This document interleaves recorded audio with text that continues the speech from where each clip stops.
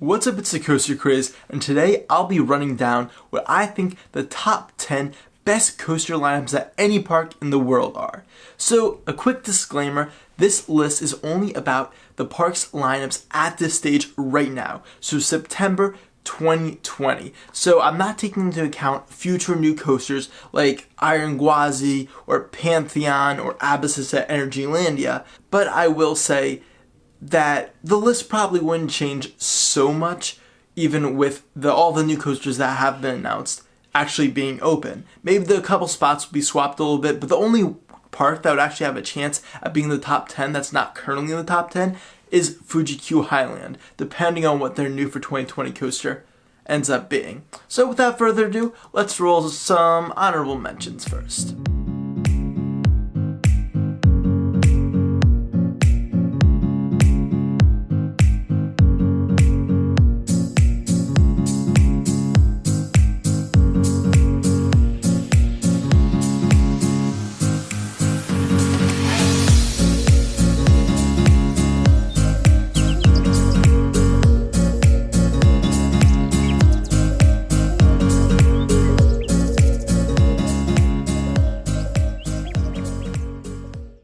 So let's start off the top 10 list with Dollywood in Pigeon Forge, Tennessee. And this is a park that's quantity of coasters isn't insane. It's only 8, but the quality is impeccable. And that's largely because of the insane investments that Hershey has been giving this park in the last decade. So that includes, of course, the park's standout attraction, Lightning Rod, the only launch one coaster in the world, one of the best coasters in the world, period. Plus, they got a really solid B&M wing coaster with Wild Eagle. They have a couple great family coasters, and of course, going back a little bit farther, they have 3 really solid supporting coasters with Mystery Mine, a Gerstlauer Eurofighter, the classic GCI wooden coaster Thunderhead, and one of the best, if not the best, Aero Looper with Tennessee Tornado. So this park just has great coaster on top of great coaster. There's not a weak spot in the lineup, which is really something. And with continued growth, I imagine Dollywood just skyrocketing up these rankings. Now at number 9, I have Busch Gardens, Tampa. This is a park that I feel like will definitely move up a little bit with Iron Gwazi, but it's already a very strong park. Its big thing that's missing is a really strong airtime-based coaster, and Iron Gwazi will largely fill that. Of course, I think a B&M Hyper would fit great here, but for now, it's still really awesome, especially if you're into inversions. This is the park for you. Kumba and Mantu are some of the best sit-down looping and inverted coasters in the world, respectively. They got a great spinning family coaster with Cobra's Curse. They got an awesome looping dive coaster with Shikra. Cheetah Hunt is a really fun, even though it's kind of tame, intimate blitz coaster, and they have other solid supporting coasters in their lineup. Overall, there isn't a bad coaster in their lineup. They have a pretty good quantity, and they have a notable amount of elite coasters. Now at number 8, we got Carowinds, and this is a very different park than these last two because it's really a top 4 and then there's not a ton else, but the top 4 is really something. They have Fury 325, one of the best coasters in the world, Intimidator, which is a very well-praised B&M Hyper. They got Copperhead Strike, which looks like a really fun mock launch coaster. It has 5 inversions, airtime hills, it looks like a really great ride. And they have Afterburn, which is one of the most praised B&M inverted coasters. Super intense, and between those 4 coasters, there's a ton of variety. The problem is they can't get much higher on this list because after that, the best they've got is probably Hurler as a wooden coaster, which is not that great. And then Nighthawk, which is kind of a rough flying coaster, not bad or anything. They have some solid family coasters, and their quantity is excellent, one of the highest quantities in the world. But they just don't have enough great supporting coasters to boost after they have those elite coasters in the top positions. Number 7 is Busch Gardens, Williamsburg, which is a very different one than all the others on the list because they don't really have an elite top 3. Once Pantheon opens, they will be closer to that because Apollo's Chariot's also elite, and many will argue that maybe Alpengeist or Griffin is elite as well. But what they have is just so many excellent coasters that maybe aren't some of the best in the world, but they're all really great and just fill out their lineup perfectly. It just maybe the most well-rounded lineup of any park in the world. They don't have a bad coaster, even though they only have 8 once Pantheon opens. they really make up for that quantity in quality. And it's just versatile and just re-rideable, so it's just a great time when you visit because of that just star-studded coaster lineup.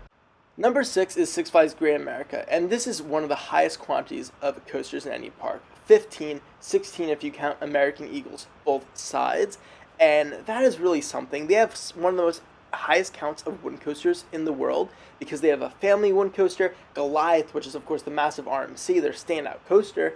They got the two sides of American Eagle and Viper, which is, from all accounts, a really solid supporting coaster. They have a great top 3, like I said, Goliath, plus now Max Force and Raging Bull, which most people would say all 3 of those are elite. And then they have a lot of excellent supporting coasters, especially the B&Ms like the X-Flight, which is a wing coaster.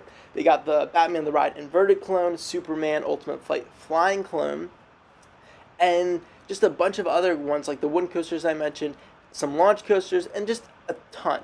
It's great family coasters, great intermediate coasters. They do have a lot of clones, but they have enough custom coasters that they get really high on this list. Now we're in the top 5, and this is one of my favorite parks personally, Six Flags Great Adventure. So this is like Six Flags Great America, but maybe not as much quantity, even though it has a lot of quantity, still like 13 coasters. But its quality is insane, particularly its top 4 is just mind-blowing. So they have, of course, the 3 super elite coasters, Nitro, El Toro, and King to Ka, which are some of the best in the world, in my opinion. Then you also have number 4, Bizarro, which is an excellent floorless coaster that doesn't get enough praise. Then they also have Batman the Ride and Superman, just like at Great America, plus a bunch of other great supporting coasters. They have a great family coaster lineup, and of course, once Jersey Devil opens, they'll have 4 elite coasters, which is insane and a very, very rare feat for any park to have, which might make them get even higher on this list.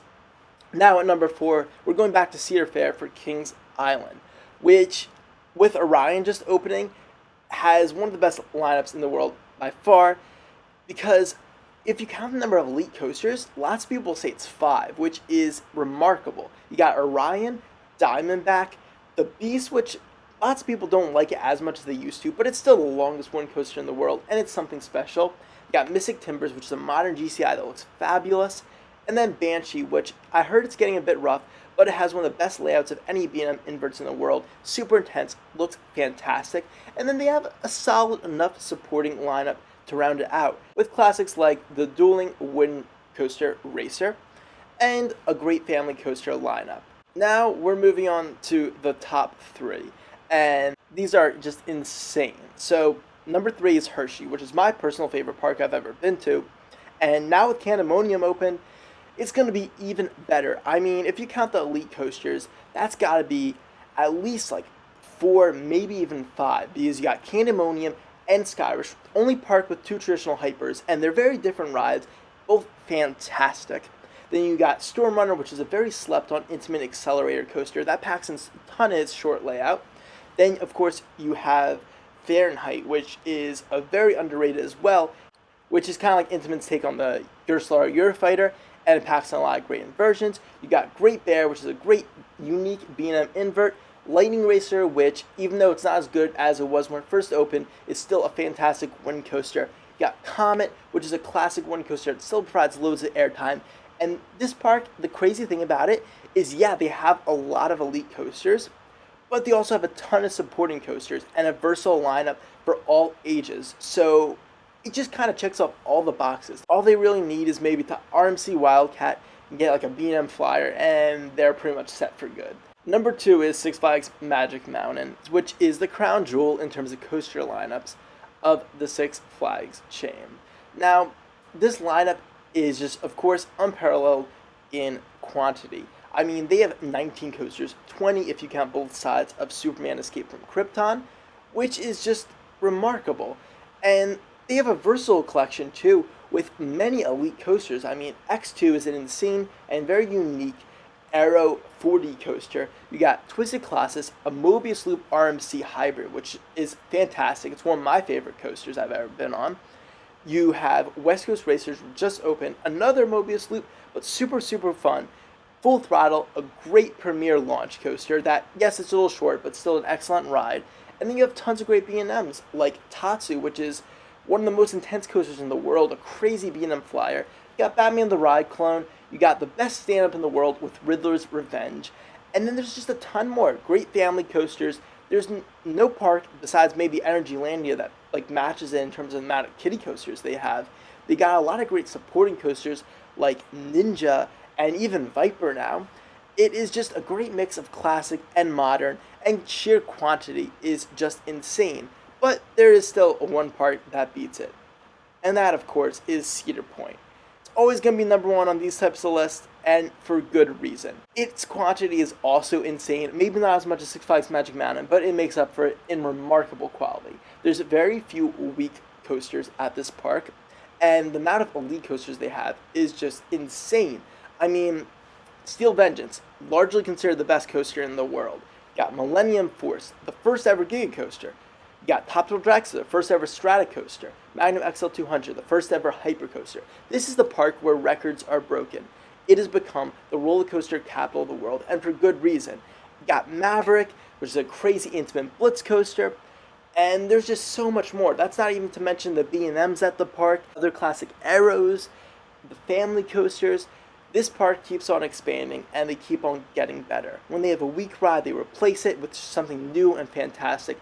Cedar Point gets the very best coasters that the market allows, and that's why I believe that they have the best lineup in the world.